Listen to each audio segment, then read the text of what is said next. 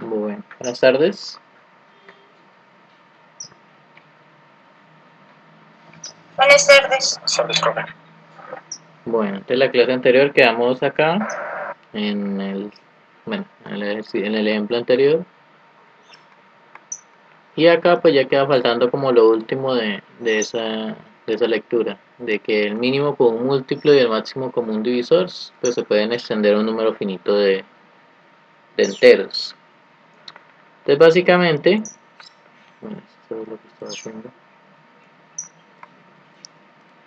Básicamente como eso funciona para dos, ¿sí? Usted saca lo que vaya a hallar, mínimo común múltiplo, máximo común divisor. Entonces usted tiene dos enteros, cualquiera. Eh, mm, Hay una teoría matemática que es teoría de retículos. Pues, bueno, eso es algo relacionado con álgebra.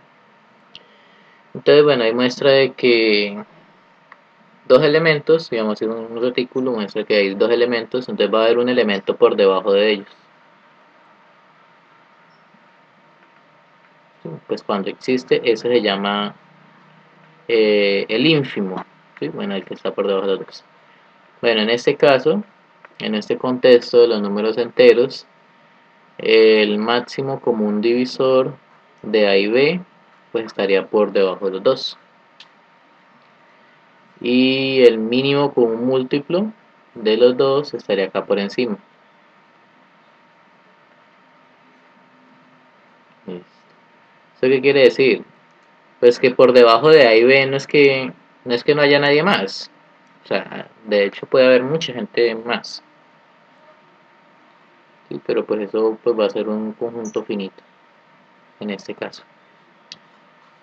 Pero pues por la misma definición y bueno, por las mismas propiedades de máximo común divisor, está diciendo de que de todos los que están por debajo,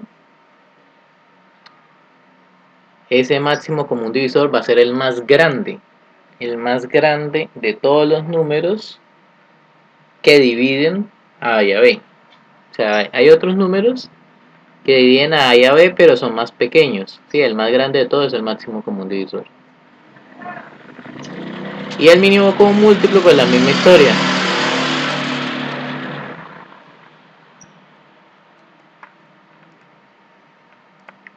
El mínimo común múltiplo, ahí sí, pues hay infinitos que están por encima, pues porque son múltiplos, son pues, una cantidad infinita de múltiplos de cada uno.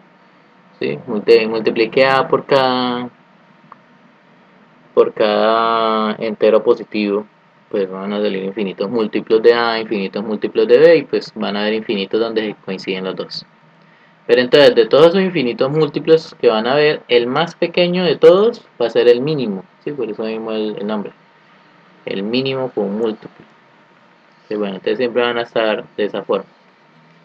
El máximo común divisor va a estar por debajo y el mínimo común múltiplo va a estar por encima de los dos. Pero entonces de dos elementos solamente. ¿Qué pasaría si pues uno intentara con tres? Pues se supone que la operación está creada para dos. Pues sencillo. Te dice, primero voy a crear el mínimo con un múltiplo de A y de B. Y luego, lo que me dé le hallo el mínimo con un múltiplo con C.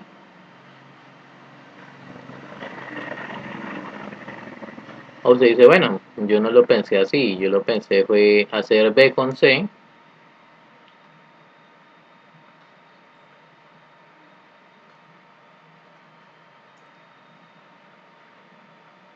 Te dice, yo quiero trabajar B con C y lo que me dé le calculo con A. Y pues eso debería dar lo mismo, ¿sí? Porque pues está basado en las mismas propiedades de divisibilidad, ¿sí? Debería cumplir las mismas propiedades, que debería dar la misma cosa. Entonces, y la misma historia si hubiera sido para 4. Te dice, no, pues si viene de a 2,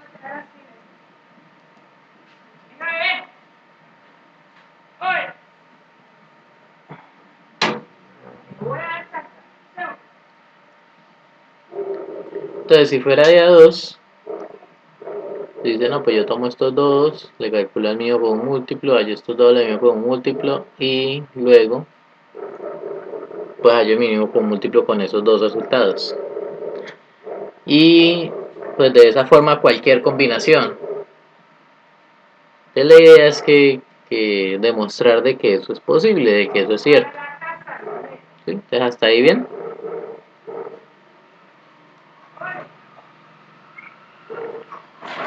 Sí, profe. Listo.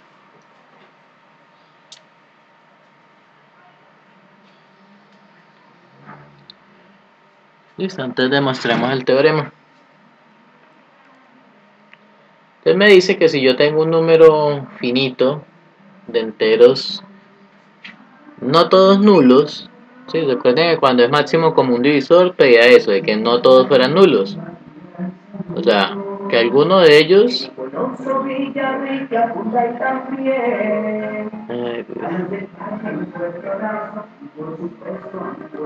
publicidad política pagada. Entonces, en el máximo común divisor pedían de que alguno de los dos no fuera cero. Es decir, cabía la opción de que al menos uno de ellos podía ser cero, ¿sí? Pero que no todos fueran cero. Entonces acá pasa lo mismo. De todo ese número finito de números enteros, pues no todos van a ser cero. O sea, tiene que haber por lo menos uno distinto de cero. ¿Sí? ¿Está ahí claro? Sí, profe. Listo. Entonces, D sería el menor entero positivo que puede escribirse de la forma. Entonces, pues eso también se va a demostrar de la misma forma que hicimos en el caso de dos números. Entonces, pues eso sale por inducción. Eso no sale, tiene tanto complique. O lo mismo, si hubiera sido un número finito de elementos, entonces este era el teorema que caracterizaba el máximo común divisor. ¿Sí? Que tenía que ser mayor que cero, que tenía que dividir a todos los números, y que si hay otro número que los divide a todos, entonces ese número tiene que dividir a D. ¿Sí? Pues tendría que ser más pequeño, entonces D es el más grande de todos los divisores. También sale por inducción.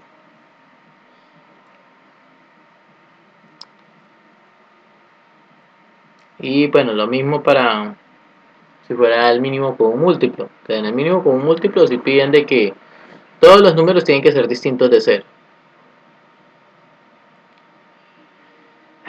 Entonces, la misma cosa, el mismo teorema de mínimo con un múltiplo tiene que ser positivo, tiene que ser un múltiplo común de todos los números, y si hay otro número que es múltiplo común de todos, entonces el m divide ese múltiplo. ¿Sí? O sea, el m es el más pequeño de todos los múltiplos. También sale por inducción.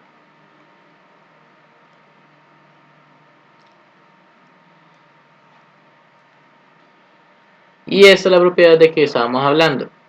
Pues que si yo tengo un número finito de enteros no nulos, para n mayor o igual a 3, porque pues en el caso de n igual a 2, pues ya se demostró, no se sabe para n mayor o igual a 3. Entonces si se puede asociar, como se explicó ahí intuitivamente. Entonces yo supongo que D lo trabajo como el mínimo con un múltiplo de todos, y D' lo trabajo como el mínimo con un múltiplo de todos hasta el penúltimo, ¿cierto? Y el último lo dejo quieto. ¿Sí? Pude haber hecho el contrario, ¿sí? Haber dejado quieto el primero y haber trabajado desde el segundo hasta el último también. Entonces la demostración es exactamente igual.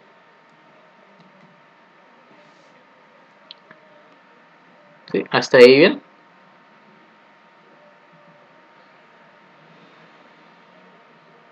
Sí, señor. Listo.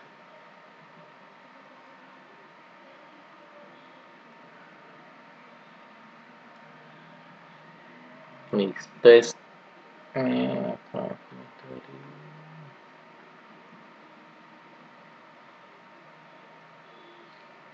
listo. Entonces acá estoy usando de que si D, pues los divide a todos, ¿cierto? Él divide a todos los a su I. desde 1 hasta n, es porque d es el máximo común divisor de todos. Listo. Pero entonces si él los divide a todos, pues en particular, pues d divide ¿hasta qué? Hasta el coeficiente desde 1 hasta n menos 1. O sea que d divide a su i con un i que va desde 1 hasta n menos 1. ¿Sí? Entonces yo tengo un número que los divide a todos desde el primero hasta el penúltimo. Eso es lo que acabo de escribir. Entonces en particular, pues él divide al máximo común divisor de todos esos números desde el primero hasta el último. ¿Sí? ¿Hasta ahí bien? Si los divide a todos, tiene que dividir al máximo común divisor de todos, desde el primero hasta el penúltimo. Y bueno, él los divide a todos, o sea que en particular divide al último.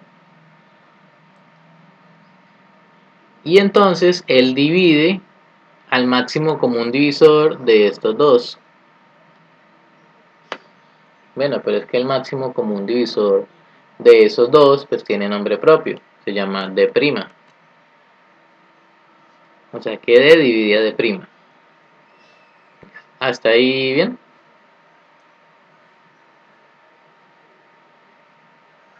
Sí, profe. Y ahorita miramos para el otro lado. D' es el máximo común divisor entre estos dos números, porque esto lo estamos considerando como un solo resultado. O sea que D' es el número más grande que divide a estos dos, o sea que en particular D' divide a los dos, a este resultado y al último, a su n.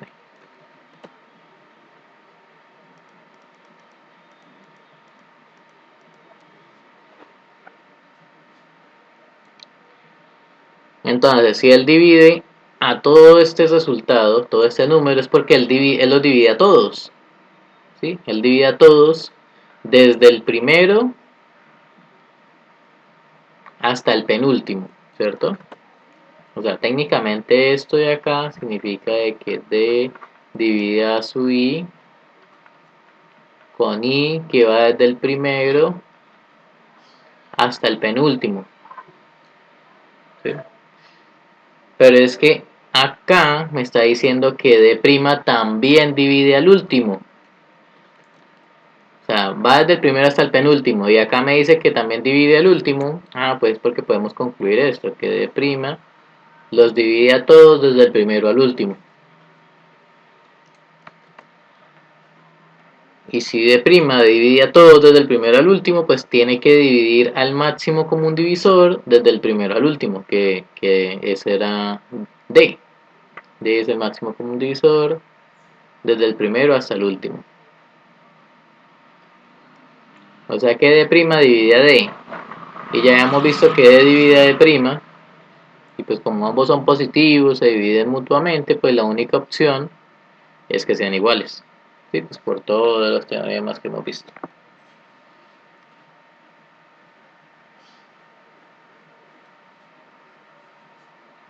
¿Hasta ahí bien?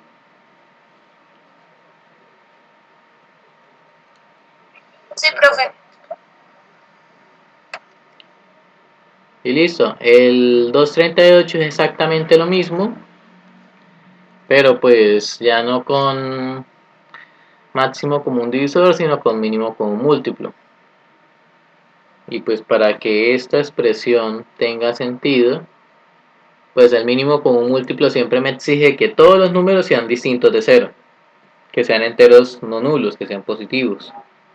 Bueno, no nulos, no necesariamente positivos. Entonces de entrada, de hipótesis, pues me dice eso, que todo este número finito sean enteros no nulos, con una cantidad mayor o igual a 3 de enteros no nulos, ¿sí? Porque en el caso de n igual a 2 pues ya se demostró, no tiene mucho sentido. Entonces se demuestra a partir de n igual a 3. Y pues se hace exactamente lo mismo, pero pues ya teniendo en cuenta las propiedades de mínimo común múltiplo. ¿Hasta ahí claro?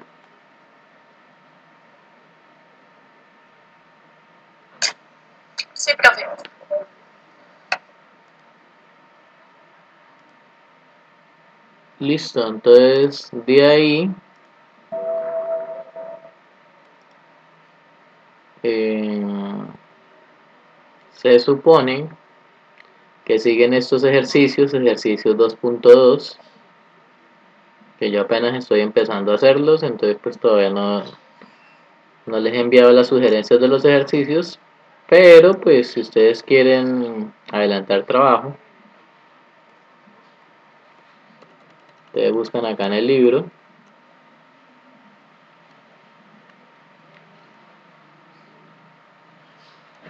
en la parte de atrás, él acá trae unas sugerencias, pero pues obviamente no trae las sugerencias de todos. Pero pues muchas veces esas sugerencias que dan acá son las mismas que yo les envío, aunque yo a veces les envío sugerencias adicionales porque lo que recomiendan acá a veces como que queda faltando algo adicional. Pero pues eso es después de que yo haga los ejercicios. Pues por el momento ir mirando esas sugerencias para el ejercicio 2.2.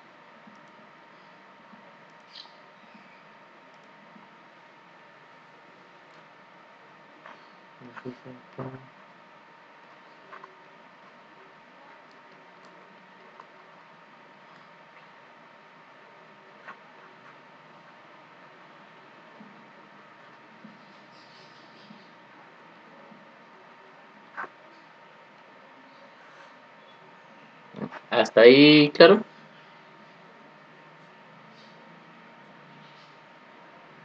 Sí, profe. Pues se supone pues que ya esta sección ya salió.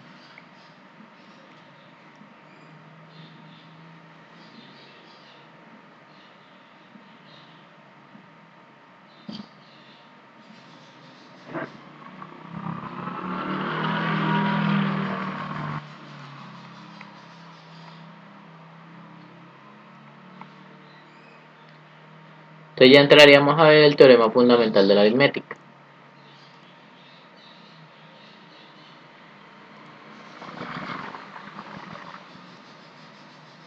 Listo.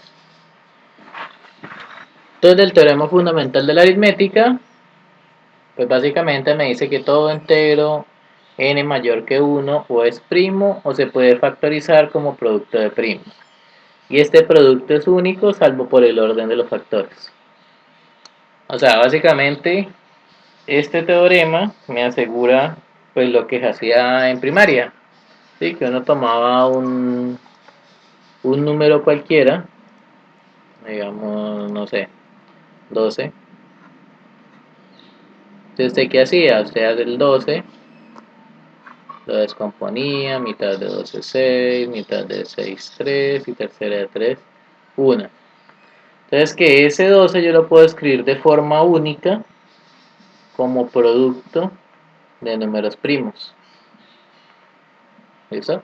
Pues obviamente salvo el orden. Salvo el orden es que esto de acá es lo mismo decir que 3 por 2 o escribir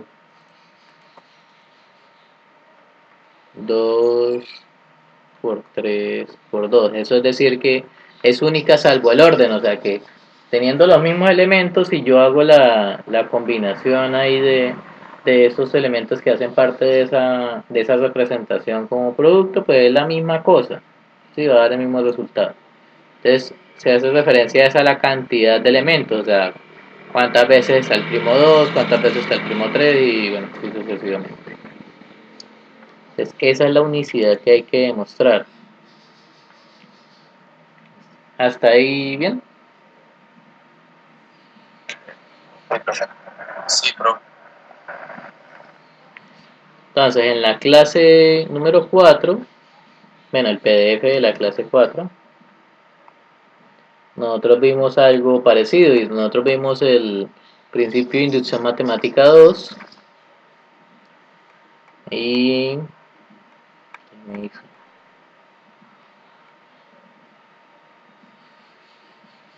al teorema 1.20 que ya lo demostramos, no vamos a poner a hacer la demostración otra vez porque ya lo explicamos en la clase anterior.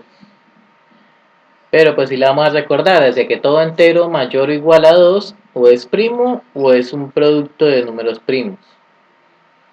O sea, este teorema es una parte de lo que tenemos que demostrar del teorema fundamental de la aritmética.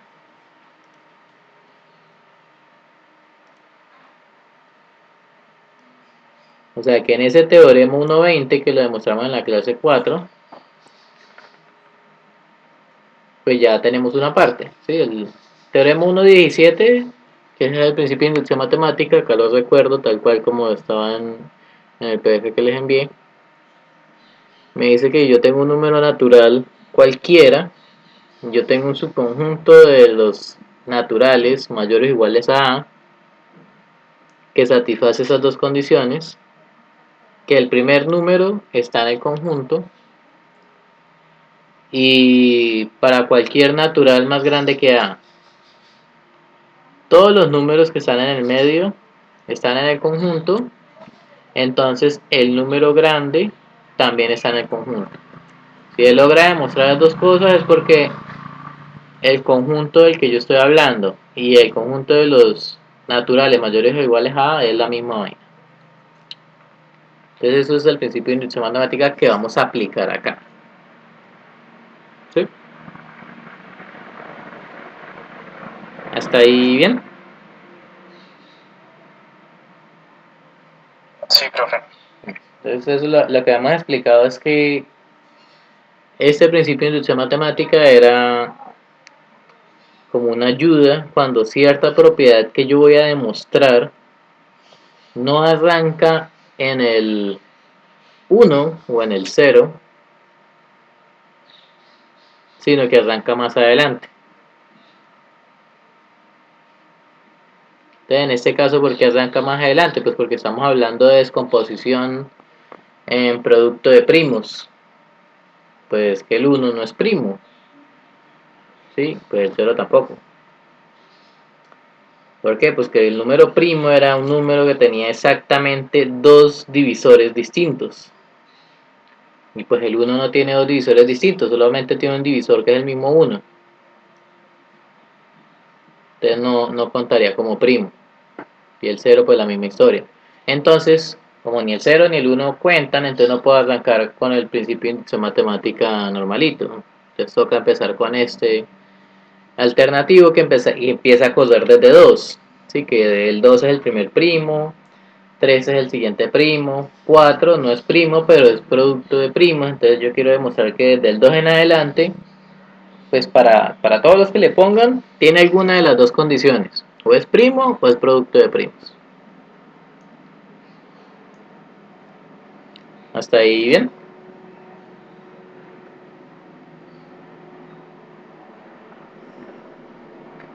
Sí, profe. Listo.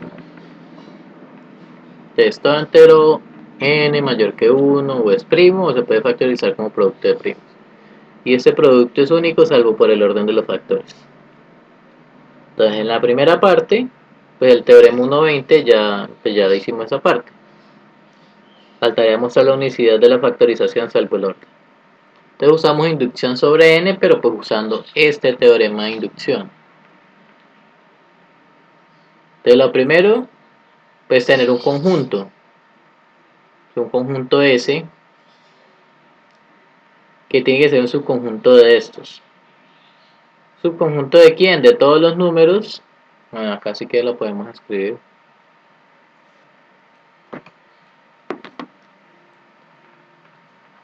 De todos los números que pertenecen a los naturales, tal que esos números naturales son mayores o iguales a 2.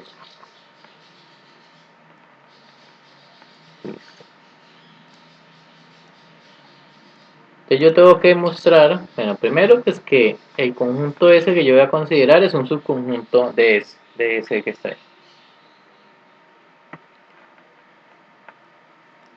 Entonces, ese conjunto ese ¿quién es? Pues son todos los naturales donde K se descompone en producto de primos de forma única.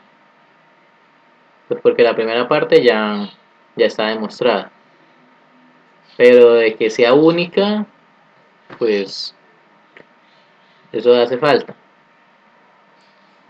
Entonces, el principio de inducción matemática me dice que lo primero que tengo que hacer es demostrar que ese punto de partida, en este caso es el 2, porque es el primer primo que encontramos, está en ese conjunto. ¿Sí? Entonces, obviamente el 2 va a estar, porque ¿cuál es la única forma de que 2 se descomponga como producto de números primos?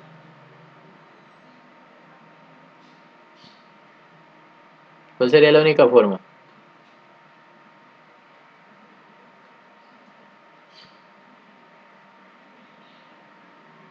Pues es que el 2 de por sí es primo y ya, no sé. Exacto, o sea, ahí dice como producto de primos, pero no dice usando cuántos, pues usando un primo, que es el mismo 2.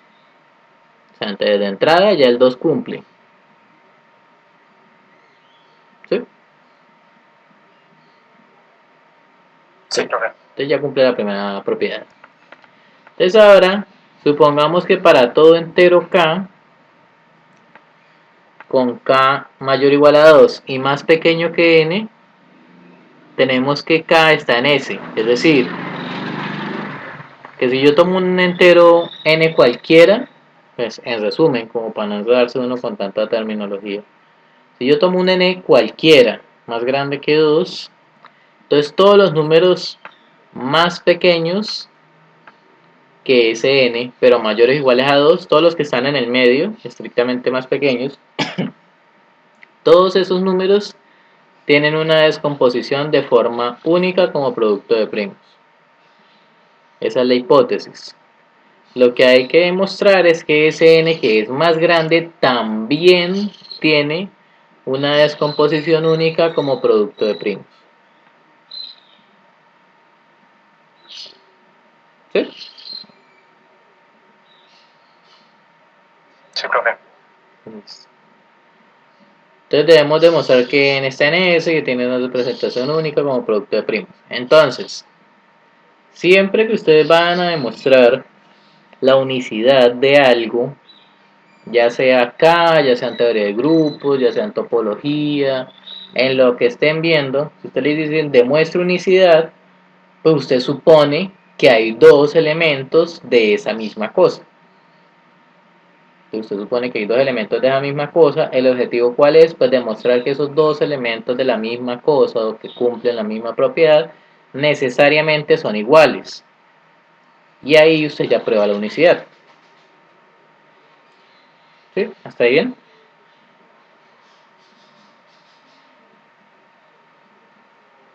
Sí, profe. Listo, entonces yo acá supongo que n tiene dos representaciones como producto de números primos, ¿cierto? Tiene dos. ¿Qué tengo que demostrar? Pues primero que el S es igual a T. O sea que la misma cantidad de primos que utilizan en la primera representación sea la misma cantidad de números primos que utilizan en la segunda representación. Dice, pues sí, pero el hecho de que sea la misma cantidad de primos, que no me asegura de que sea la misma representación. Entonces hay que demostrar otra cosa. No solamente que está utilizando la misma cantidad de números primos, sino que está utilizando los mismos números primos, ¿sí? En el mismo orden y todo. Pues usted demuestra que son los mismos primos y la misma cantidad de números primos porque es la misma representación, es la misma cosa en los dos. Entonces para allá es que se va. ¿Sí? Y pues obviamente cada P sub I, o sea, desde P sub 1, que es el primero, hasta P sub S, que es el último, todos son primos. Puede que alguno de ellos se repita, ¿cierto? Lo mismo en Q sub 1, que sería el primero, hasta Q sub T, todos son primos, pero puede que alguno se repita. Se dice, bueno, entonces yo tomo el número, hallo todos los números primos, y bueno, ¿cómo hago para poder avanzar de forma ordenada? Pues como hay una cantidad finita de primos, pues usted desde el comienzo los puede ordenar. Y al ordenarlos usted les pone el nombre, o sea que de entrada yo puedo suponer que ese Q1 podría ser menor o igual a Q2, menor o igual a Q3, y así sucesivamente hasta que llegue a Q sub T. Y lo mismo con P sub 1, yo puedo suponer de que P sub 1 es menor o igual a P sub 2, menor o igual a P sub 3, menor o igual a P sub S. ¿Sí? Pues porque ya los ordenamos. ¿Sí? ¿Sí está claro hasta ahí? Sí, profe. Profe, Sí, porque usted diría, bueno, yo lo puedo escribir de otra forma, digamos R1, R2, RS, y están desordenados. Pero usted los ordena, y al ordenarlos vuelve y les pone nombre, que serán los que están ahí. O sea, no hay ninguna pérdida de generalidad al suponer esto que estoy escribiendo acá. Que los primos ya están ordenados. P sub 1 menor o igual a P sub 2, menor o igual a P sub S. Y lo mismo los otros, que los ordené.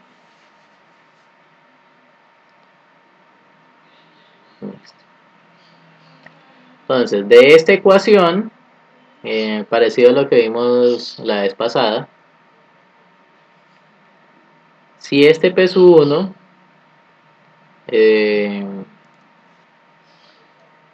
esto de acá lo considero como un solo número, ¿cierto? P sub 1 por lo que me den todo ese producto. Entonces, ese P sub 1 divide a todo lo que esté al otro lado, a todo. Y viceversa, ¿cierto?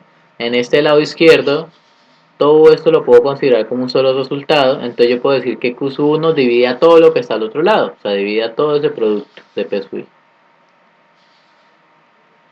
O sea, se puede ver de izquierda a derecha o de derecha a izquierda, así como pues explicó la vez pasada la que estamos haciendo.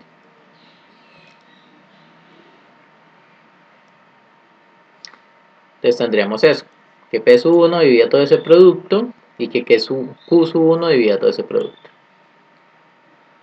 Listo, entonces en el corolario 217 habíamos dicho de que, habíamos demostrado de que si P sub 1, Q sub 1, bueno, todos esos son primos, todos, y se tiene estas relaciones porque P sub 1 tiene que ser igual a alguno de esos. O sea, P sub 1 tiene que ser igual al Q sub I. ¿Sí? Puede ser el primero, podría ser el último, no sé. Y lo mismo en este lado.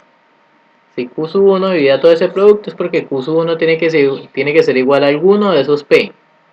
O sea, Q sub 1 va a ser igual a P sub K, para algún índice, que podría ser desde el primero hasta el último.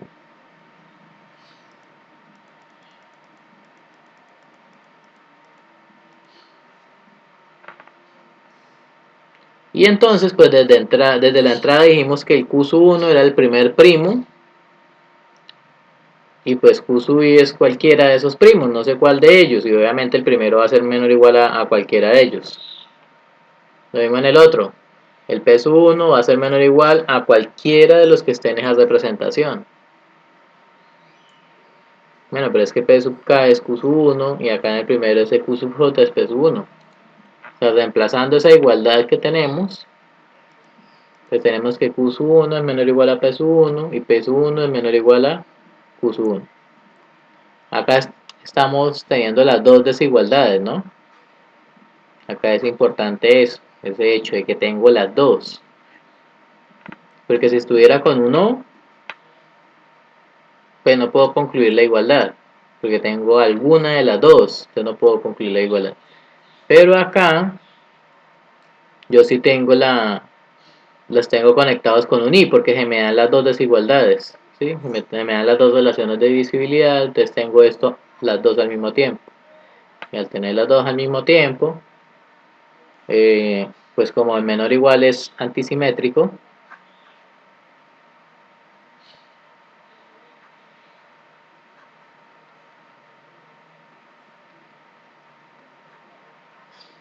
entonces pues tienen que ser iguales. Listo. ¿Hasta ahí claro?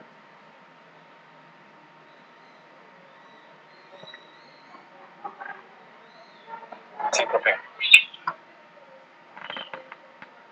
Listo, entonces al ser iguales, pues Sn, que tiene dos representaciones, pues yo podría dividir ambos lados, bueno, en cada lado por P1.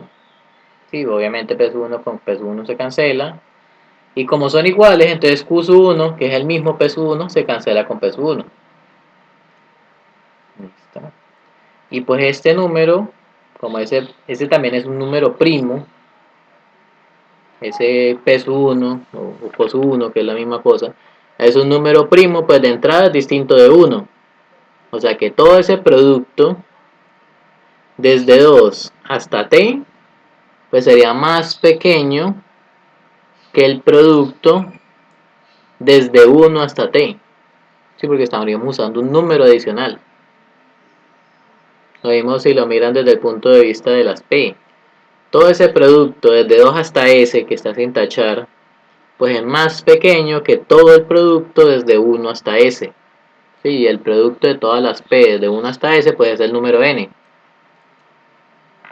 O sea que ese n sobre p1 es mayor o igual a 2, ¿sí? Porque pues quedan los primos adicionales. Entonces, ese va a ser mayor o igual a 2, pero al mismo tiempo es estrictamente más pequeño que n. Bueno, ¿y qué decía la hipótesis de inducción?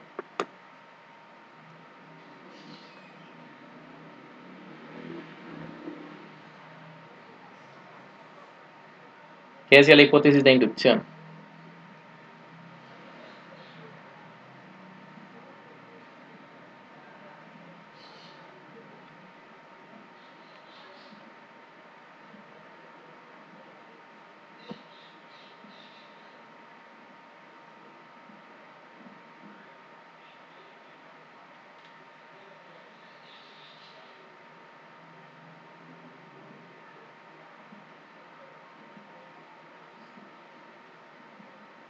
¿Están ahí? Sí, pero estamos acá, pero no me acordamos. Tenemos acá que decía la hipótesis de inducción.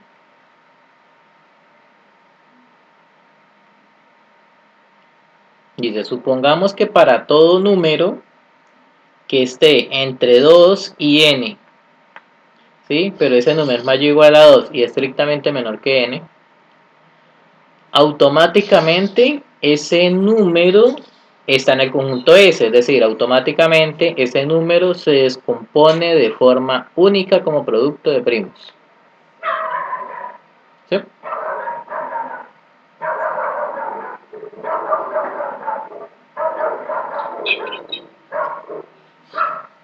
¿Sí? ¿Lo estoy bien?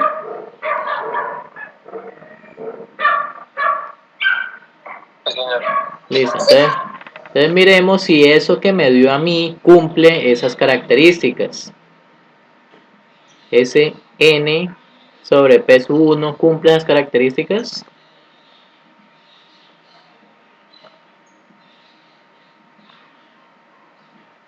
¿Sí o no?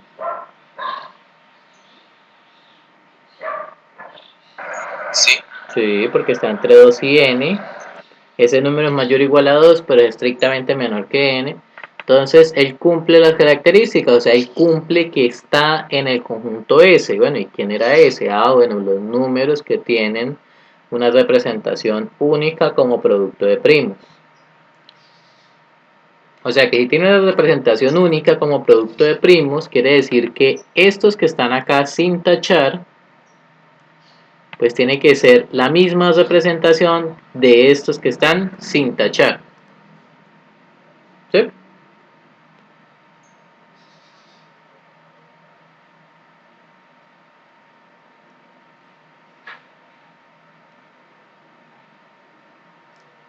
¿Sí? ¿Sí está claro?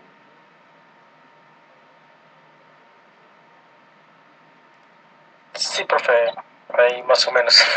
O sea, esas dos representaciones, o sea, lo que quedó sin tachar en ambos es la misma porque es única. Entonces, ¿qué va a pasar con la S y con la T?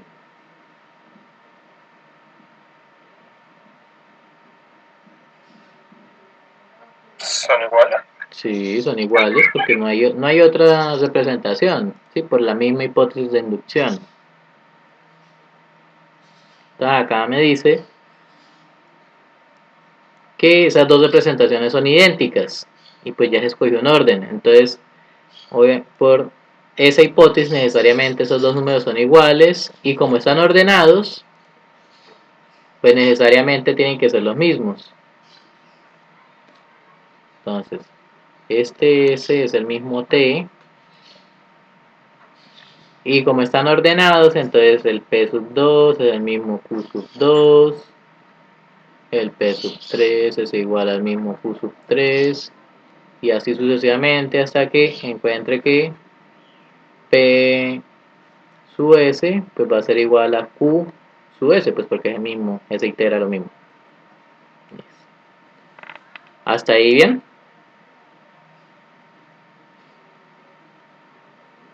Sí. Listo. Pero, ¿cuál ya teníamos? ¿Cuál se demostró que ya teníamos?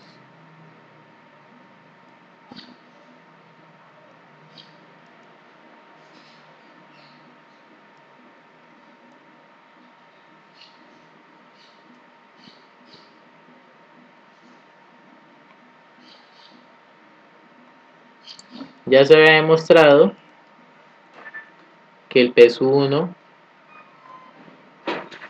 era igual a Q sub 1. Entonces, ¿qué pasa? Que el N, que lo habíamos escrito de dos formas, P sub 1, P sub 2, hasta P sub S, ¿sí era hasta S? Sí, Q hasta T. Que lo habíamos escrito de dos formas, supuestamente.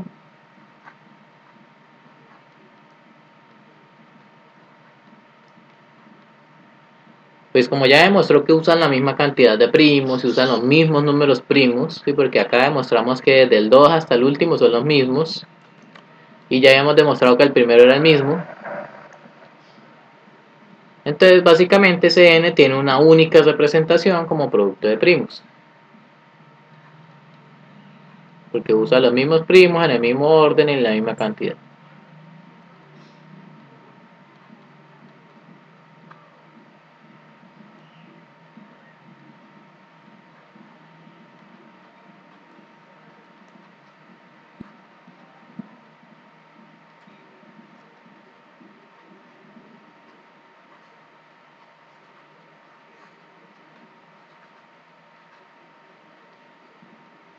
Listo, ¿hasta ahí bien?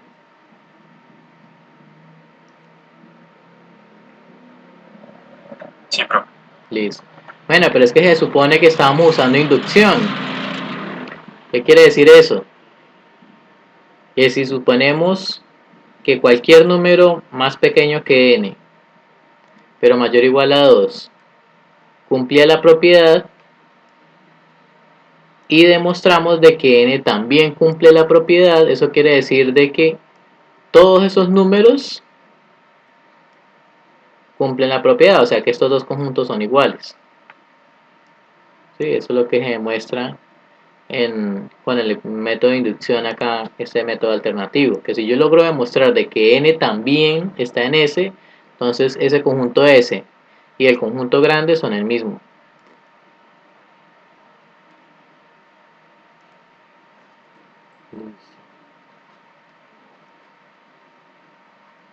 Entonces, por tanto, n pertenece a S y por principio, inducción, matemática 2, entonces ese conjunto S pues son todos los naturales tal que son mayores o iguales a 2. O sea, básicamente que todos los números desde el 2 en adelante tienen una representación única como producto de primos.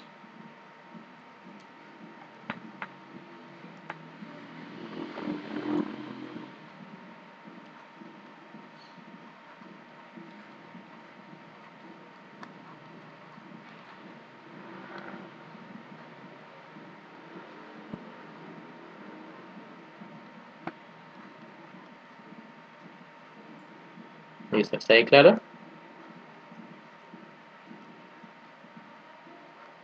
Sí, profe.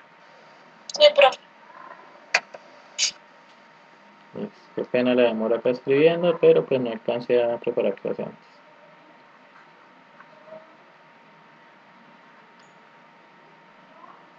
Listo, o sea que ya se cumple para todos. ¿Hasta ahí todo bien?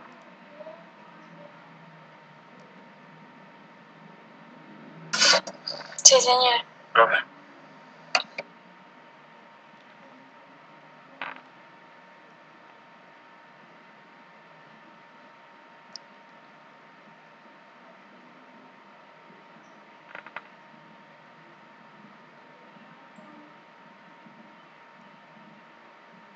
Listo, este ejemplo es básicamente uno que ya les había enviado la otra vez, de por qué raíz de 2 no es un número racional. ¿Sí lo vieron alguna vez?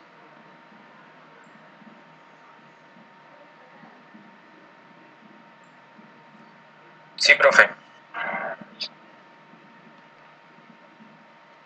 Listo. Pero entonces acá, pues me imagino yo, de que como no hemos llegado a los racionales, apenas llegamos a los naturales, se hizo la construcción de enteros, pero no se ha hecho la construcción de racionales todavía, entonces pues no lo puede explicar de esa forma, entonces lo explica como producto de enteros. Me imagino que lo explica así por ese lado. Entonces me dice que no existen enteros positivos tales que m cuadrado es igual a 2n cuadrado.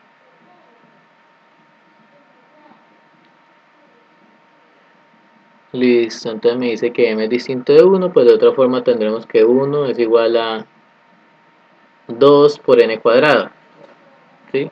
Lo que es imposible. Ahí donde dice lo que es imposible, ¿por qué? Porque eso es imposible. Pues porque el ser de la forma 2n cuadrado nos dice que es par y el 1 es impar. Sí, eso es una forma de verlo. Otra forma de verlo sería decir de que el 2 divide al 1. Esto no escribió.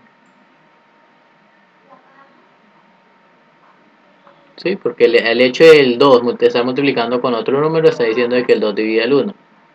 Y pues lo cual es falso.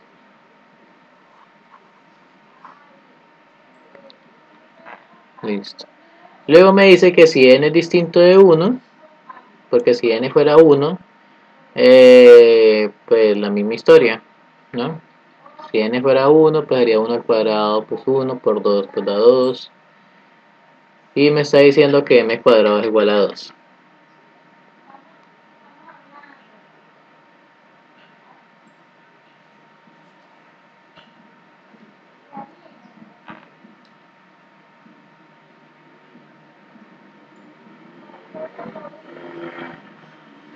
¿Sí? ¿Hasta ahí bien?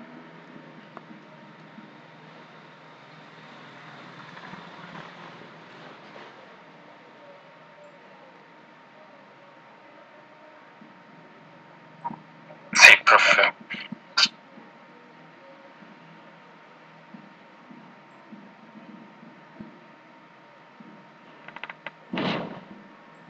Listo. Esta parte de acá de que m cuadrado es igual a 2 está claro.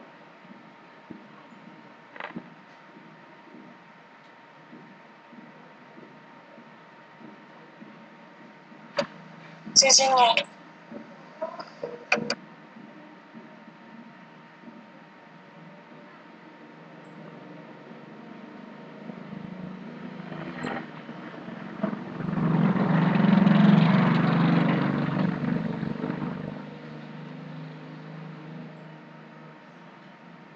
Bueno, ahí lo explican y dice que la representación de m como producto de primos es su producto.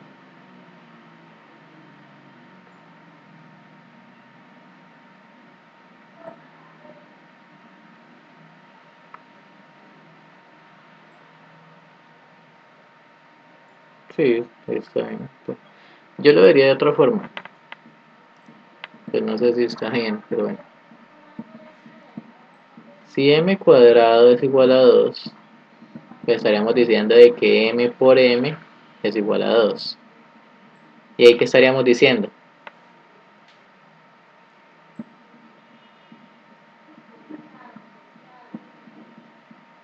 Si m por m es igual a 2, ¿qué puedo concluir con respecto a divisibilidad?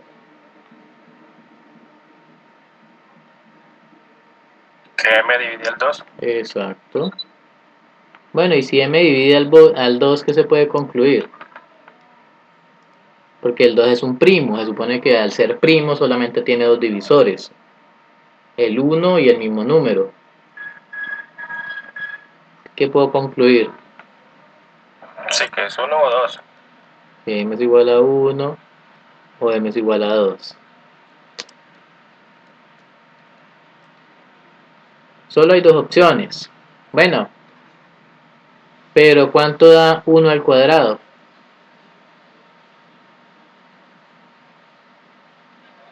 1, profe. 1 no me está dando 2 como está diciendo en la hipótesis. Baila. Y con el 2, ¿qué pasa? 2 al cuadrado, ¿cuánto me da? 4. Tampoco me está dando 2. O sea que suponer de que m al cuadrado es 2 es algo absurdo. Porque las únicas opciones posibles que habría, ninguna de las dos me cumple. O sea que no existe ningún m.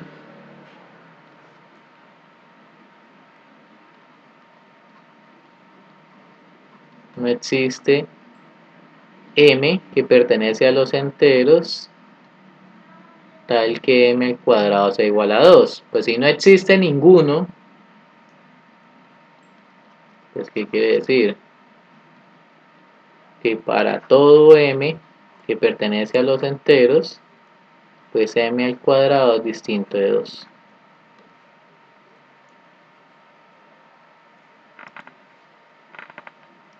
Pues yo lo vería así. Pues, no sé. ¿Sí está claro así? Sí, profe, es más claro de ver. Pero pues acá también es válido, sí, obviamente porque lo escribió Rubiano y no un simple catedrático, sí, obviamente, pero también es válido, porque si m tiene un número, una representación en producto de primos, sí, una cantidad desde el primero hasta el último, hasta acá, y está elevado al cuadrado, usted lo puede agrupar de forma de que el primero se multiplica con el primero multiplica con el primero, el segundo lo multiplicó con el segundo, hasta que el último lo multiplicó con el último. Listo. De entrada, como fue al cuadrado, esta cantidad k de primos está dos veces. O sea, hay una cantidad par de primos que se está usando. ¿Sí? Porque este k podría ser un número impar de primos, pero como está escribiendo dos veces, ya asegura que haya una cantidad par de primos. Eso en el lado izquierdo. Y en el lado derecho solo hay un número primo. O sea que en el lado izquierdo hay una cantidad par de primos y en el lado al lado derecho hay una cantidad par de primos y al lado izquierdo hay una cantidad impar de primos. Y se supone que la representación es única. O sea, al ser única, la cantidad que se usa en la izquierda y en la cantidad la que se usa en la derecha debe ser la misma. O sea que estamos diciendo que un número impar es igual a un número par. Pues no, pues, eso no tiene sentido por ningún lado. ¿Sí? Y pues estaríamos usando el teorema anterior que se acabó de mostrar.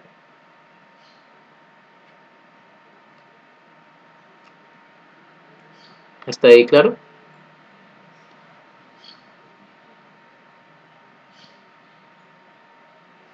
Sí, señor.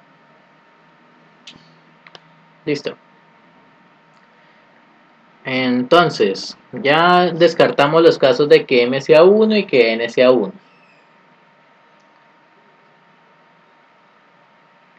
Entonces, de entrada, a m y n son distintos de 1. O sea que al ser distintos de 1, o sea que ese m, al ser distinto de 1, pues puede ser mayor o igual a 2. Porque estamos diciendo enteros positivos. Ah, bueno, ya son mayor o igual a 2. Ah, listo. Entonces, ya tenemos este teorema. Porque nosotros concluimos que esa propiedad del teorema fundamental de la aritmética,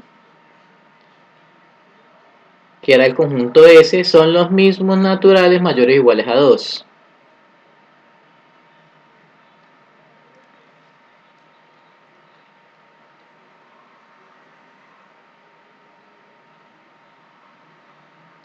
O sea que esos dos primos son mayores o iguales a 2, entonces por ende tienen una representación única en producto de primos.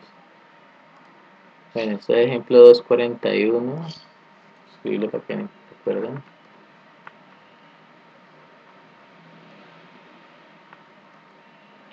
Ejemplo 241, la parte ¿qué? La parte 2. Esta es una forma alternativa.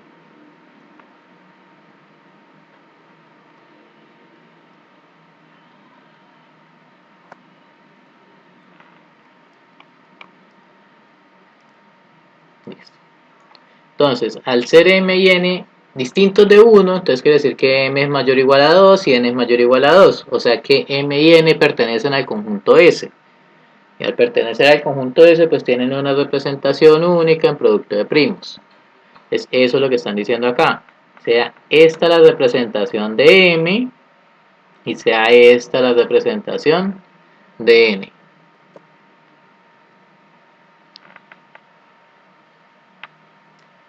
¿Hasta ahí bien? Sí, profe.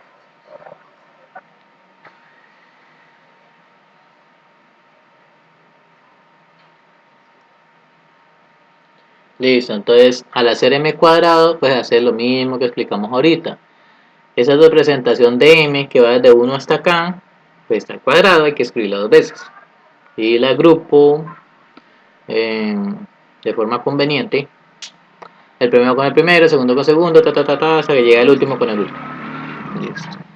Igual dos veces n cuadrado, entonces la representación de n está al cuadrado, está escrito dos veces cada primo, entonces lo agrupo de forma conveniente, que me quede primero con primero, segundo con segundo, hasta que llegue el último con el último.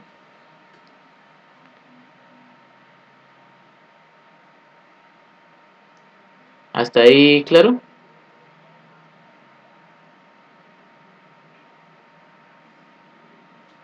Sí, profe.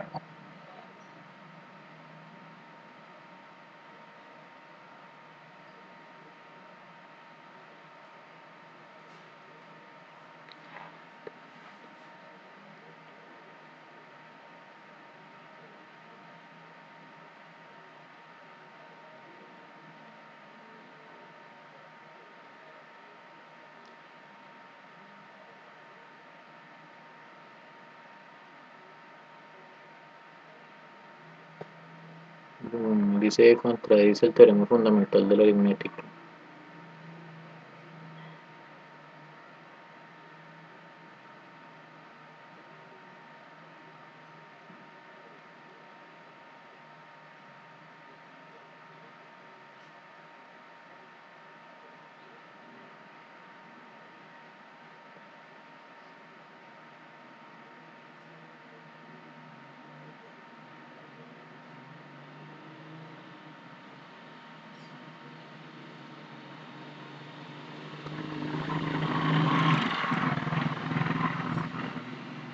Entonces parece un número impar de esa es una factorización de la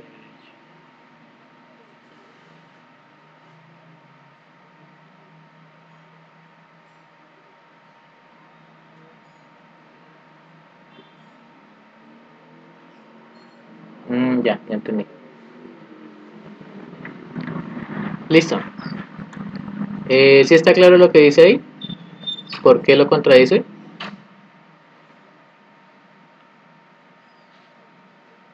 No, profe. ¿No?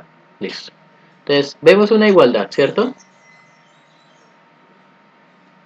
Sí, profe. Sí, listo. En el lado derecho, no sabemos quién es Q1, no sabemos quién es Q2, no sabemos quién es Q sub T. No sabemos quiénes son, ni idea, tampoco lo sabremos, eso es un misterio. Pero explícitamente sí conocemos uno de los primos, que es el 2, ¿cierto? Ah, ok, ya. Sí, sí. Listo. Conocemos explícitamente el 2. Ese 2, si se repitiera por alguna razón, Q1 o en Q2 o en Q sub T, pues de entrada, todos esos paréntesis, independientemente si se repiten uno o en varios, la pura cantidad de paréntesis es par, una cantidad par de veces. ¿Sí? Así sean uno o dos los que haya, va a ser una cantidad par. ¿Sí? Sí, profe. Y el 1 adicional sería una cantidad impar. Listo, entonces ¿sí? Y bueno, si la representación de la derecha usa el 2, pues el de la izquierda también tiene que usar el 2, porque es una representación única, tiene que usar los mismos primos en la misma cantidad. Pero es que en el lado izquierdo se utiliza el 2, independientemente si lo usa en uno o en varios paréntesis, pues sería una cantidad par de veces que lo está usando. Entonces en el lado izquierdo está usando el 2 porque lo tiene que usar porque la representación es única. Si la usa en el de la derecha, también lo tiene que usar en el de la izquierda.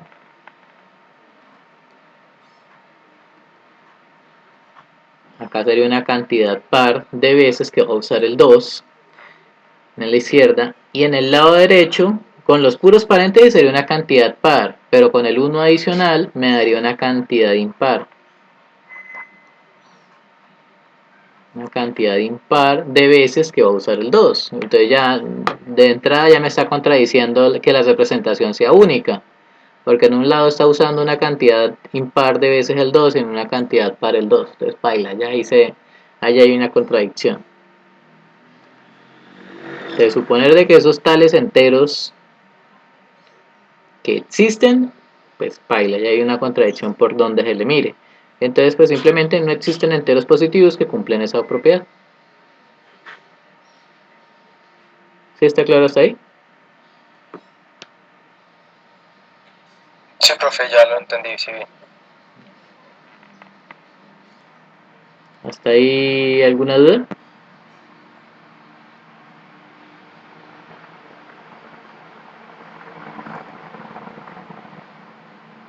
De mi parte no, profe. Bueno, esto acá el ejercicio ya llamaría acá, ¿no?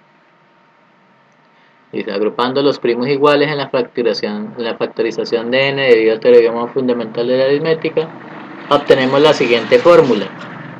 Es decir, lo que ya se conocía de primaria. Sí, solamente pues que acá pues ya es algo formal.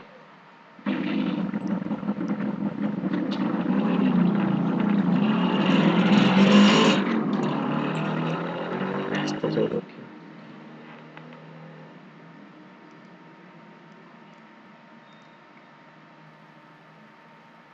Listo. ¿Qué era lo que se veía en primaria?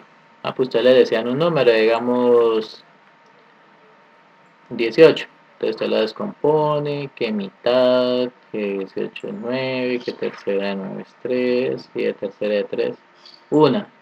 Listo, entonces usted dice, bueno, pues hay una cantidad de primos que van a aparecer, se descompone de forma única.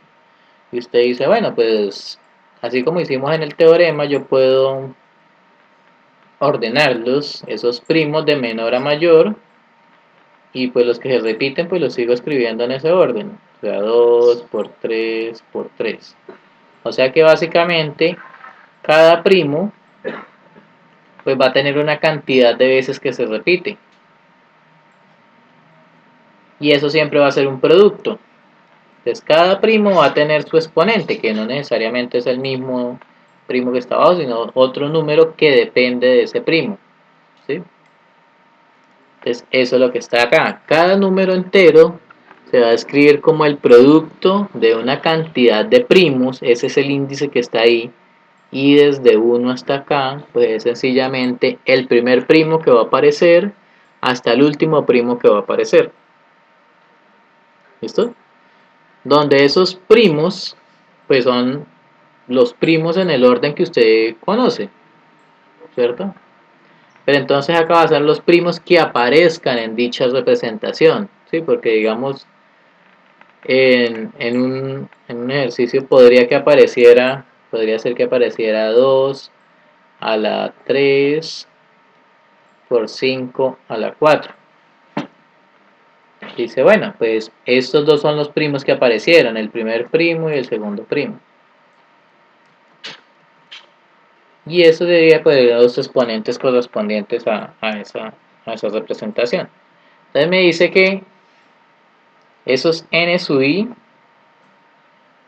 son mayores que 0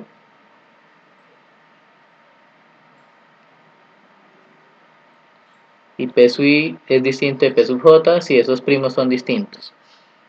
Sí, sí, los índices son distintos.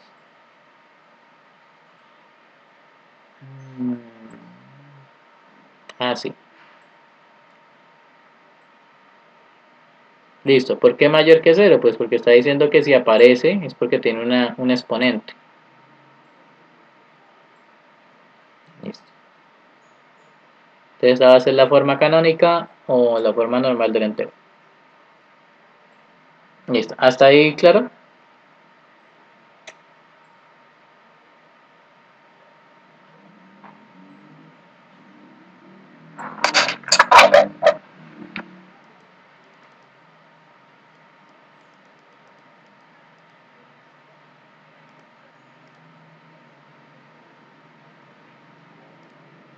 Listo, entonces dicen las pruebas de algunos resultados intervienen varios enteros diferentes, sin embargo es conveniente adoptar representaciones similares a la forma canónica, donde en algunos casos aceptamos exponentes 0 a fin de utilizar el mismo conjunto de primas de las factorizaciones. Es decir, así como hemos visto acá, a pesar de que no aparece el primo 3, ¿sí? Así como está en esta representación, con todos los primos que intervienen en esa factorización, pues todos los índices son mayores estricto que 0, ¿cierto? Pero si usted va a comparar con otro primo, digamos 2 a la 4 por 5 a la 2, usted dice, bueno, yo quiero comparar estos con esto. Bueno, ¿y usted cómo tiene que comparar? Pues primero que tenga los mismos primos, ¿no? Que use los mismos. Y segundo, pues comparar los índices. Eso sería pues lo que tocaría hacer, ¿cierto? Pero pues en general, dice, bueno, ¿yo cómo hago para saber que tienen los mismos primos? ¿Cómo hago para comparar? Ah, pues digamos acá, entonces usted los nombraría, primer primo, segundo primo, primer primo, segundo primo, tercer primo. Tendría que tenerlos todos, ¿sí? Desde el primero hasta el tercero en este caso. Tendría que ser los mismos primos. Y en los exponentes pues tendría que ser lo mismo. 3, 0, acá 4, 2, 0, 2 y obviamente al hacer la comparación de los exponentes pues no va a lo mismo. Entonces por ende ahí se va a identificar lo que vaya a demostrar. Comparando los mismos primos, suponiendo que usa la misma lista y pues los que se completan que no estén pues tendrían la opción de ser 0. O sea que ya no se va a mirar que el exponente sea estrictamente mayor, sino que ahora podría ser mayor o igual a 0, ¿sí? Pues con fin de facilidades en la anotación para poder hacer la demostración. ¿Sí?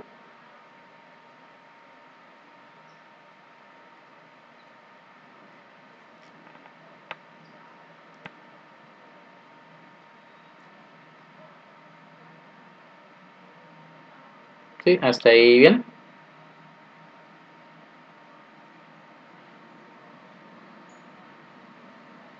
Sí, profe.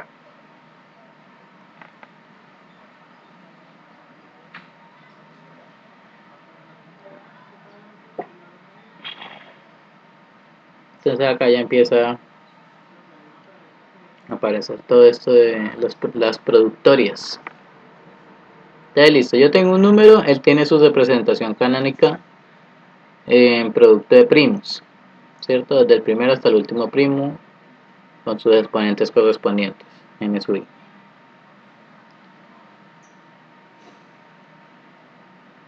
Entonces me dice que si yo tengo un entero positivo que divide ese n, entonces al dividirlo, pues primero tendría que tener la misma cantidad de primos. Pues estaría usando los mismos primos. Y el exponente tendría que ser menor o igual al exponente del número que yo tengo. ¿Sí? Entonces eso intuitivamente pues muy claro, ¿no? Por ejemplo, yo tuviera 2 a la 3 por 5 a la 4.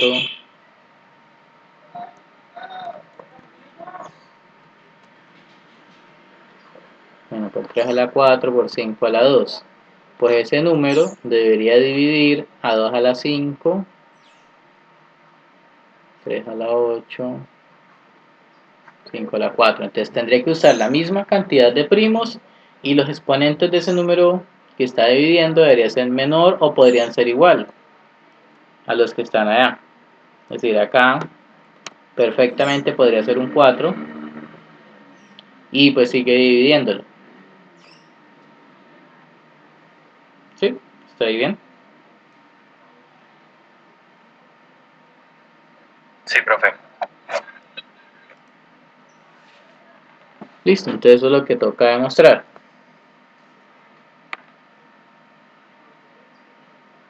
Entonces partimos de esto, ¿no? De que D tiene esa representación con los mismos primos de N y que los exponentes cumplen esa condición de estar entre 0 y N sub i.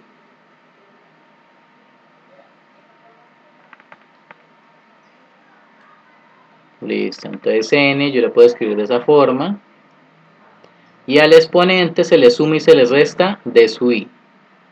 Sí, eso pues válido en matemáticas, sumar y restar un mismo número. ¿Hasta ahí bien?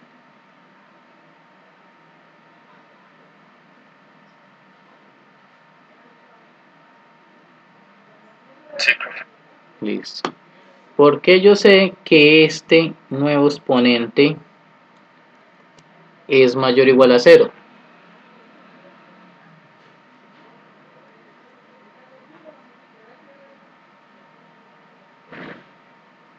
Porque N sub i es mayor que D de sub i, ¿no? Exacto, o sea que de esta desigualdad si yo resto ambos lados de sub i, d sub i menos d sub i sería menor o igual a n sub i menos d sub i. Y pues obviamente al restar esto esto va a 0.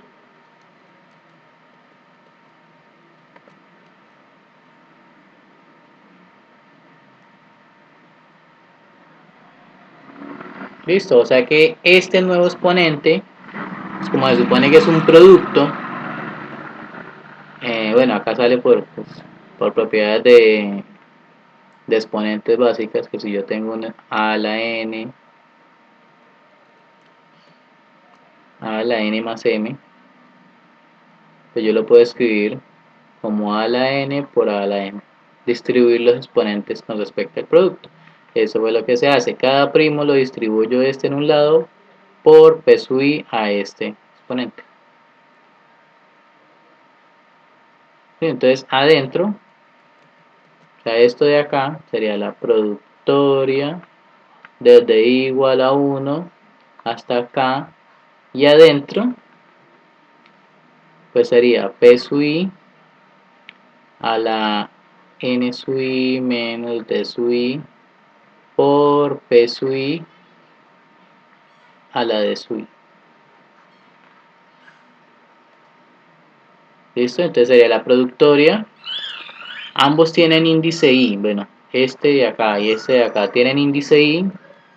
Pues sería el producto de otro producto. Entonces yo puedo distribuir cada uno con su producto desde i hasta acá, con los mismos índices. Eso no va a afectar en nada. Entonces pasaría acá. Y como se supone que estamos escribiendo productoria de los mismos índices y ambos términos tienen los mismos índices, entonces yo lo puedo pasar a escribir así.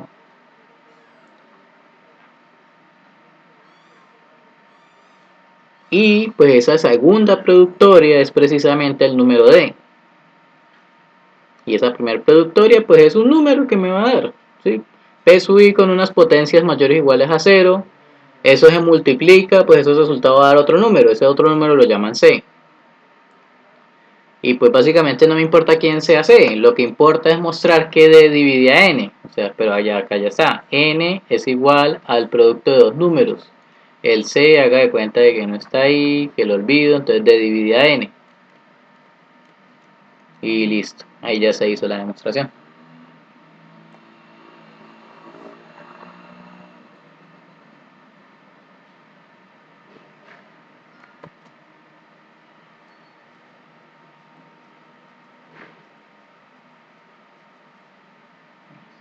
Hasta ahí, claro.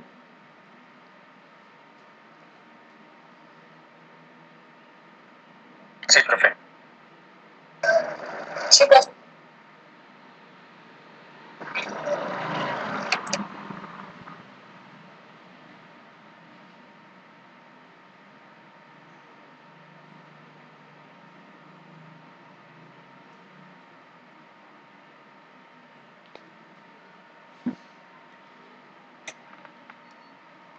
Listo, entonces recíprocamente supongamos que D divide a N.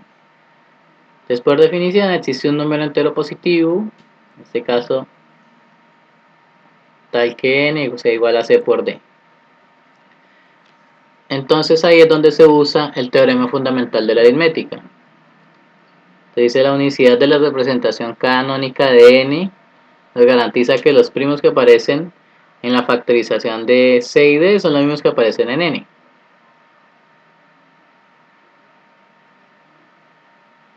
¿Sí? Sí, profe. Y entonces al ser los mismos, o sea, la misma representación de la izquierda, que es N, es la misma representación de la derecha, entonces usa los mismos primos y también tiene que usar la misma cantidad de primos. O sea que, como estamos multiplicando C por D, ¿sí? Entonces P sub I a la D sub I se multiplica por P sub I a la C sub I, pues por propiedades de los exponentes, P sub I quedaría al exponente de sub I más C sub I, ¿sí? Se suman los exponentes. Y esa suma pues es la cantidad de veces que va a usar P sub I. O sea que S de sub I más C sub I tiene que ser la misma N sub I. O sea, la misma cantidad de primos que usa en la izquierda, que es N sub I, es la misma cantidad que sumen esos dos.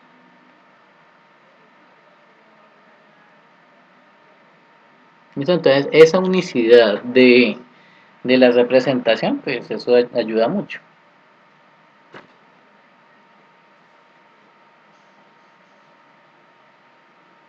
Listo, entonces acá me dice que el teorema fundamental de la aritmética nos proporciona otra manera de calcular el mínimo común múltiplo y el máximo común divisor y el mínimo común múltiplo de dos o más enteros.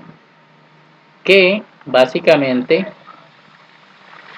este teorema, si lo leemos, me dice yo tengo dos números, cada uno tiene sus primos, ¿sí? Acá me está ordenando todos los primos, o sea, que todos tengan los mismos primos, pero pues obviamente en la práctica puede que un primo aparezca en uno y en el otro no. Entonces eso se resuelve básicamente diciendo de que los exponentes podrían ser iguales a 0, ¿sí? Lo que explicamos acá. Si uno dice que este tiene 2 a la 3 por 3 a la 4 y en el otro 2 a la 4 por 5 a la 2, te dice, bueno, yo quiero comparar esos dos números, pues obviamente como haciendo el resultado, ¿no? El resultado de este, mirándolo con el resultado de este. Pues usted dice, bueno, comparémoslos. Entonces yo supongo que tienen la misma cantidad de primos. Entonces tiene el 2, tiene el 3 y tiene el 5. Acá también tiene el 2, tiene el 3 y tiene el 5. Acá tiene 3, acá tiene 4. Este no tiene 5. Ah, bueno, entonces el exponente necesariamente tendría que ser 0. Abre esa posibilidad para compararlos. Y lo mismo acá, 4 no tiene el 3, entonces tiene que ser el 0 y acá el 2. Entonces eso siempre se puede hacer. ¿Sí? Si yo voy a comparar dos números para cierta operación, pues yo supongo que ambos tienen la misma cantidad de primos, pero alguno de los exponentes de esos dos primos cabe la posibilidad de que sea igual a 0 para poder compararlos. Entonces por eso esos A sub I y B sub I pues podrían ser iguales a 0. O serían mayores que 0 en el caso de que sí aparezca ese primo en esa representación.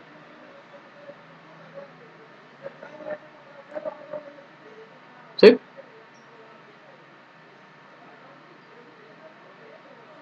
Sí, profe. Listo, entonces me dice que el máximo común divisor entre A y B, pues como se supone que tienen la misma representación, pues sería el producto, o la productoria mejor, de esos P sub I elevado a la S sub I, donde S sub I es el más pequeño de esos exponentes. Y en el mínimo común múltiplo será lo mismo, la productoria de todos esos primos, donde T sub I es el más grande de esos dos exponentes. ¿Sí? Los dos exponentes de cada primo correspondiente. Entonces, eso de ahí, expresado de esa forma tan estricta, tan matemática, tan detallada, ¿sí? Como lo quieran ver. Eso es básicamente lo que se hacía en primaria, sino que acá ya se está demostrando por qué funciona. Bueno, no lo hemos demostrado todavía, pero ya vamos a ver.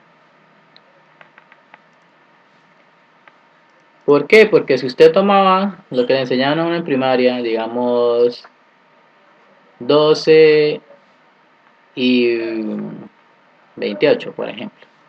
Entonces usted lo descomponía. Mitad de 12 es 6, mitad de 28 14, mitad de 6 3, mitad de 14 7, ¿cierto? Y ahora le enseñaban de que esto de acá, el producto de eso que quedaba, era el máximo común divisor.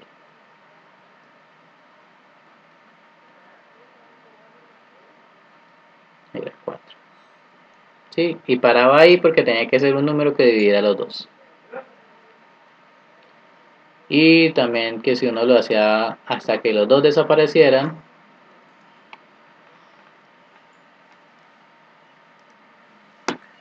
o sea que mitad de 12 es 6, mitad de 28 14, mitad de 6 3, mitad de 14 7, tercera de 3 1 y de 7, séptima de 7 1. Entonces el producto de todos estos pues sería el mínimo común múltiplo. Que tengo calculadora a la mano.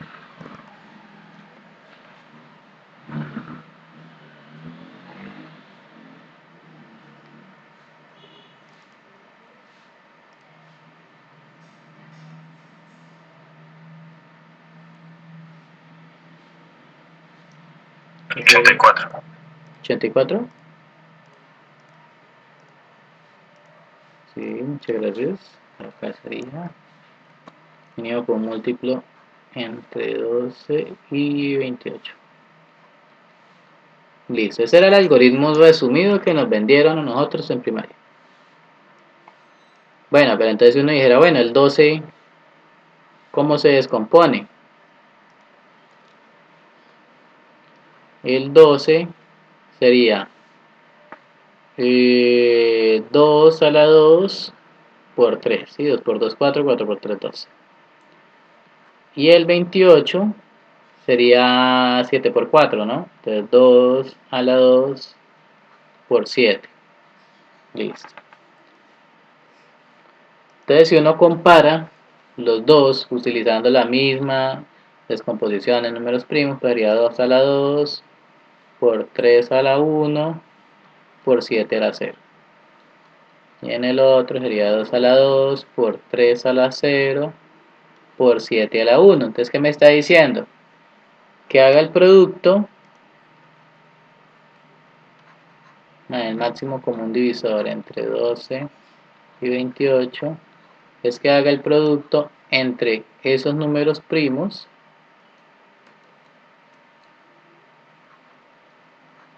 pero utilice el número más pequeño. Ah, bueno, entre los dos, pues 2.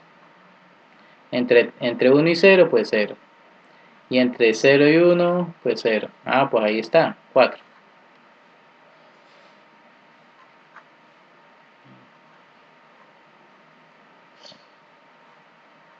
Y acá haga lo mismo, pero con el más grande.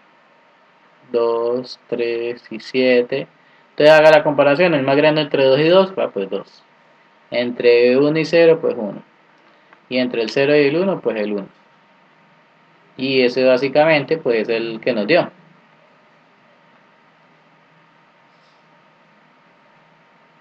¿Sí? Sí, profe. Sí, profe. Listo, entonces eso es lo que vamos a hacer.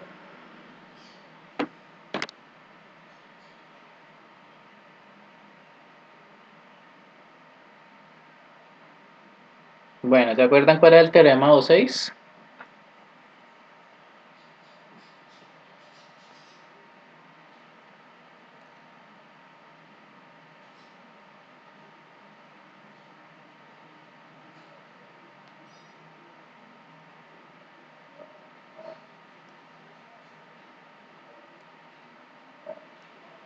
¿Se acuerdan cuál era el teorema 2.6?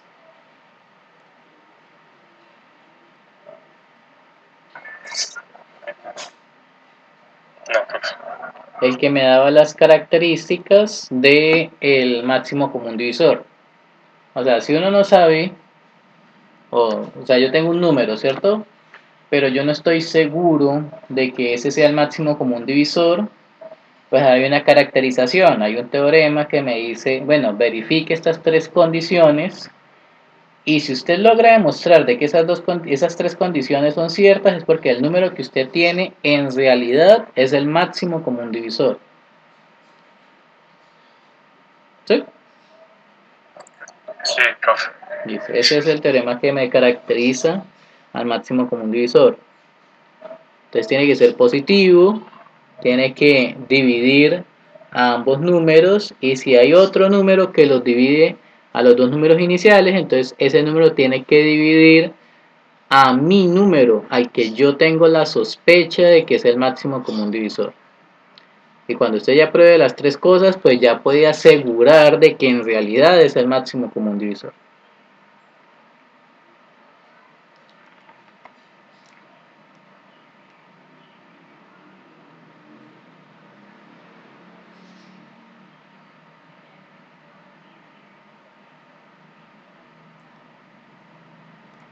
Perdí la hoja.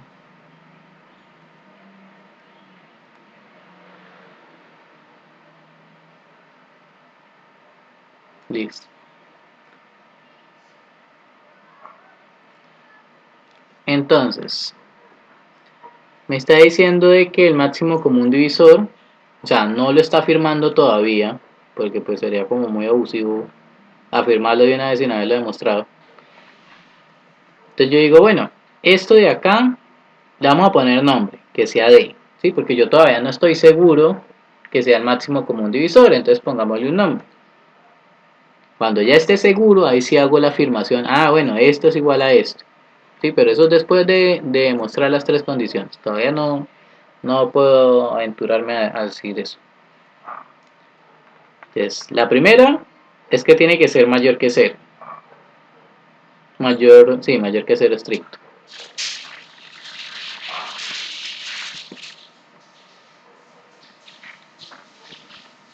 ¿Sí? ¿Está ahí bien? Sí, profe. Bueno, ¿por qué puedo asegurar que es mayor que 0? Porque en el peor de los casos, pues yo puedo tener a que, en el peor escenario, sea que S sub i sea igual a 0 para todo i, ¿cierto? ¿Sí? En el peor escenario que me puede suceder. Entonces, P sub i a la S sub i, ¿cuánto daría?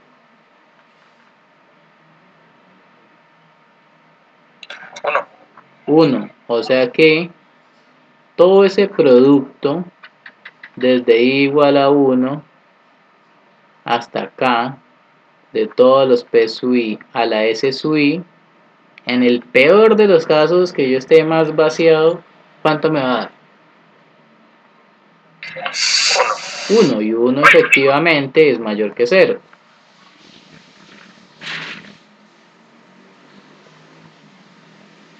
O sea que si yo lo hago en general, este S sub I de entrada, que es el más pequeño de los dos, y los dos son mayores o iguales a 0, o sea que el más pequeño de entrada puede ser mayor o igual a 0. ¿Cierto? O sea que este P sub I elevado a la S sub I podría ser en general mayor o igual a 1. Y si yo hago toda esa productoria desde ahí hasta acá, pues en general va a ser mayor o igual a 1. O sea que si siempre da mayor o igual a 1, pues en particular es más grande que 0. ¿Sí? Sí, profe. O sea que claramente satisface la primera condición. Listo. Entonces, si ese, sí, obviamente ese sub I, ya para la segunda condición, ese sub I pues está por debajo de los dos, ¿sí? Porque si yo tengo dos números, A sub I y B sub I, el mínimo de los dos, pues tiene que ser alguno de los dos, ¿sí? El S sub I o es igual a A sub I o es igual a B sub I. Y en cualquiera de los dos casos, el S sub I pues está por debajo o igual que alguno de los dos, bueno, que los dos básicamente. ¿Sí? Sí, profe. Y entonces en el teorema anterior, ¿qué se dijo? O que se demostró básicamente, pues que un número divide al otro si ese número tiene los mismos números primos y ese exponente pues está por debajo o puede llegar a ser igual al exponente del número que yo tengo. Ah, bueno, entonces tengo esas condiciones. O sea que por el teorema anterior, de entrada ese número divide a A y también de entrada divide a B. O sea que también cumple la segunda condición.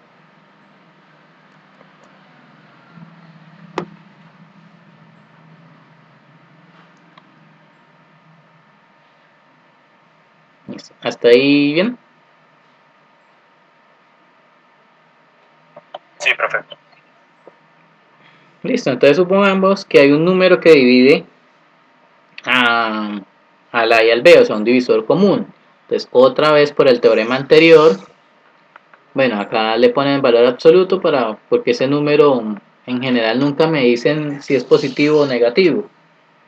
Entonces acá le sacan valor absoluto. Y bueno, esa representación en producto de números primos, pues tiene un exponente f sub i correspondiente a cada primo de f sub i. Pero por el teorema anterior, esos exponentes tienen que ser más pequeños o iguales a los exponentes del número que yo estoy tomando. Pues como este A tiene una representación, ¿sí?, de P sub I elevado a la A sub I, pues entonces este exponente tiene que ser más pequeño o igual al exponente que viene en el número A, ¿cierto? Y como me están diciendo que ese F también divide a B, entonces ese F sub I también tiene que ser más pequeño que B sub I, ¿sí? Pues lo mismo del teorema anterior.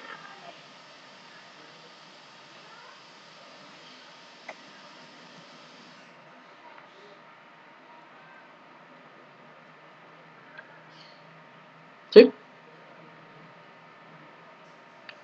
Sí, profe. Listo, entonces los exponentes pequeñitos en F son más pequeños que los exponentes que hay en D, ¿sí? Porque en D es el mínimo de los dos. Si F sub i es más pequeño que los dos, pues podría ser menor o igual al mínimo de los dos. O sea que F divide a D en el valor absoluto, mirándolo como positivo. Y listo, entonces F divide a D. Y listo, entonces ya cumple la tercera. Entonces cumple primera, segunda y tercera. O sea que esto de acá, que se le puso nombre D, ya se verificó que ese D cumple las tres condiciones, entonces yo ya puedo asegurar de que ese D en realidad es el máximo común divisor de los dos números.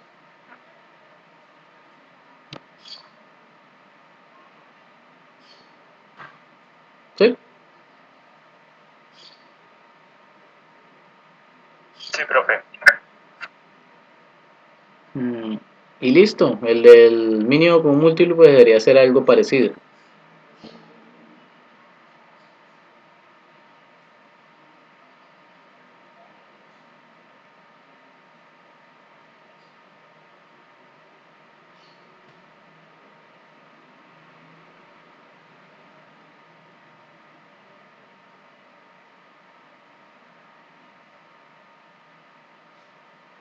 Listo, le damos hasta ahí. Sí, profe.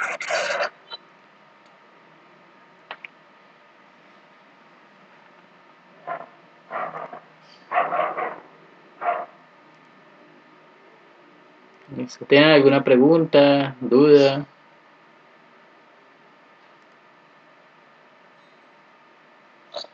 No, profe.